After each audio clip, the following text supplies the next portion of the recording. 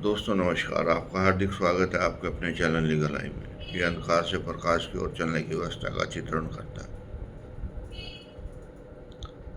आज हम देवी दुर्गा की स्तुति से अपनी यात्रा प्रारंभ करना चाहते हैं। या देवी सर्वभूतेषु दुर्गा रूपेण संस्था नमस्तस्यै नमस्तस्यै नमस्तस्यै नमो नमः। जब ईश्वर ने इस सृष्टि का सृजन किया तब उन्होंने इस बात को महसूस किया कि एक सर्वोत्तम कृति बनाई जाए, और वो सर्वोत्तम कृति जो थी, जो बन के तैयार हुई, उसको माता कहते हैं। सब वैज्ञानिक तथ्य इस बात को प्रमाणित करते हैं कि व्यक्ति का शरीर कुछ तत्वों से मिलकर बना है, लेकिन उन तत्वों को जोड़ने की प्रक्रिया सिर्फ माँ के गर्भ में ही होती है। वो चाहे किसी भी जीव का माँ हो, आदमी की हो, जानवर की हो, पशु पक्षी की हो, सबकी माँ के अंदर ये कैपेसिटी है कि वो तत्वों को जोड़ के एक चित्रकारी बना के एक जीवित आकृति पैदा कर देती है, और ईश्वर उसमें आत्मा डाल देते हैं। ये उसकी सर्वोत्तम कृति है। लेकिन हम इस व्यवस्था को भूलते जा रहे थे। तब हमारे ऋषि मुनियों ने इस बात का एहसास किया कि जीवन के मूलभूत सिद्धांत नहीं भूलने चाहिए, और हमारा जो आंतरिक संरचना है उसमें अगर कोई विकार आ गया है तो उसे भी ठीक कर लेना चाहिए। इसी संदर्भ में उन्होंने अनुसंधान किया और ऐसे ऋतुओं का चुनाव किया जो अमृत बरसाती है,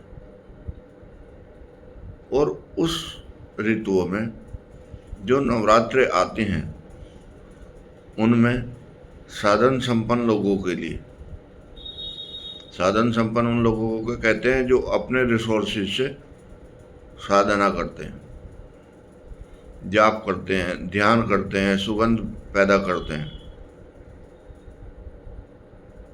करें। और जो साधन संपन्न नहीं है वो उसको ग्रहण करें। एक रास्ते से चले जा रहे हैं, अगर उसके अंदर बहुत खुशबू है